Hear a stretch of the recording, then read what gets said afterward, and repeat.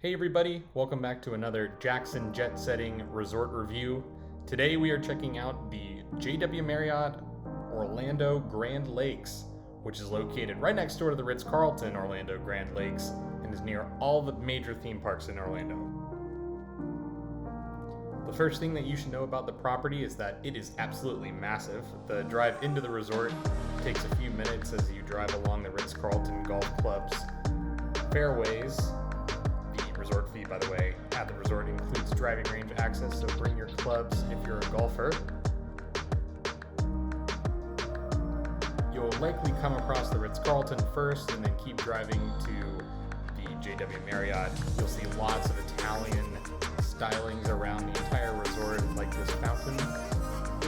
And here's the valet area for the hotel as we make your way into a pretty large lobby. This is a really big convention hotel. You'll see huge hallways that connect the JW and the Ritz-Carlton for that purpose.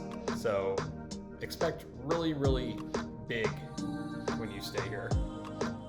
Now let's check out our room that we got. So we didn't really receive much of an upgrade.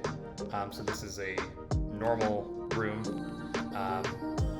We felt like the room, could use a little bit of updating, but overall wasn't too tired or worn, which is always nice. Obviously a separate bathtub from the shower, a nice large walk-in closet for all of your hanging clothes, really important for convention traffic, obviously, with lots of suits and dresses to wear. We had one king bed, but yeah, this is basically what you see is what you get here.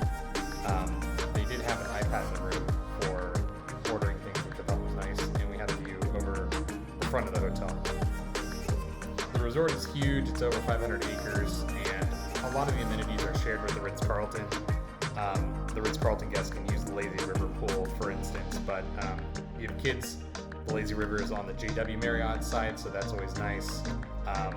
They have sand volleyball and lots of deck chairs and a huge pool complex over the JW. I mean, there are hundreds of rooms, so I expect that during busy times that these chairs will all be filled. But the Lazy River was really awesome. The tubes are included with your resort fee. It floats in and out of sort of rocky canyons and then to larger kind of traditional pool areas, which I thought was pretty cool. 2 pool bars around the Lazy River as well, so you can grab a drink and float and just relax. In addition to the Lazy River, there's lots of other activities that you can do on property. They have kayaks that you can rent, little beach areas along the lake, but no swimming, obviously, because this is Florida. Big lawns for conventions to do their events or weddings, but the whole area is incredibly landscaped. It takes a while to walk between the two properties. This is the Ritz-Carlton's pool. You don't have access to this, but it's obviously very nice to look at.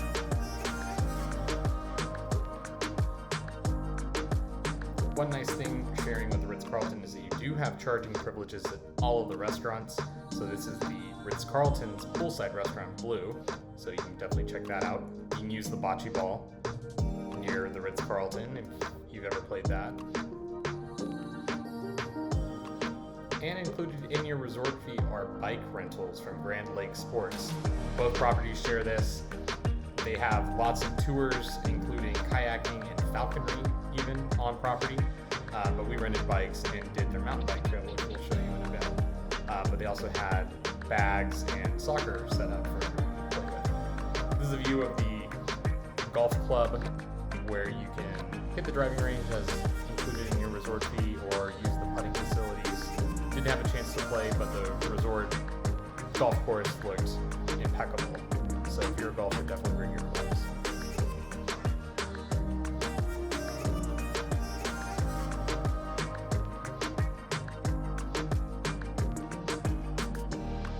One nice thing is that a lot of the restaurants grow their food on property, so this is Primo's Garden, the Italian restaurant, which is located in the JW Marriott. It's right next to the tennis courts and pickleball courts, so if you're a tennis player, you can bring your rackets. That's included in the resort fee. The Spa and Fitness Center is branded Ritz-Carlton. It's closer to the Ritz-Carlton, but everyone uses those facilities. It's also where the fitness center is. So even though it says Ritz-Carlton, the JW Marriott guests will be using it as well. And the facility is gigantic. I imagine that when there are conventions going on, this is going to be pretty busy, but during our stay, it was pretty empty. Here's that mountain bike trail that we mentioned. We ended up just walking it, but it was fantastic. It's in between a number of holes on the golf course. Saw lots of wildlife, even saw an alligator. So definitely check that out. There's also a Marriott Vacation Club property located right next to the JW with its own pool facilities. And you can ride your bikes all the way over to Whisper Creek Farm, where they have a lot of vegetables being grown for one of the restaurants on property. They even have chickens for eggs that they use in the kitchens. Really worth checking out. The farmers were really nice to us. They also have a beekeeping area to make their own honey. Here's the other side of the Marriott Vacation Club property. This is the lobby bar at the Ritz-Carlton, so definitely worth checking out for a drink. You know, if I was being honest, probably the drinks are similar to the lobby bar over at the JW. But we're gonna make our way back towards the JW here in a moment after we show you all the restaurants on the Ritz-Carlton side. Highball and Harvest, we had an appetizer and some food at. It was really nice. Normal times they'd have a pool going on. It was kind of a very casual feel. Definitely recommend this restaurant if you're there. Really high end. They have a first drop espresso bar. There's a Starbucks that's actually over at the JW Marriott. So if you're a Starbucks addict, you get your fix there. But if you like kind of more artisanal coffees, you can head over to the Ritz. And this is the hallway that actually connects the Ritz-Carlton and the JW Marriott. It is very long. It goes outside for just a small portion, but these are all convention facilities. So it takes about 10 minutes to walk, maybe 15 if you're a little slower, to go between the properties. Here's the lobby bar for the JW Marriott. Here's that Whisper Creek kitchen where all those vegetables are served at night. And here is Primo, which was under renovation while we were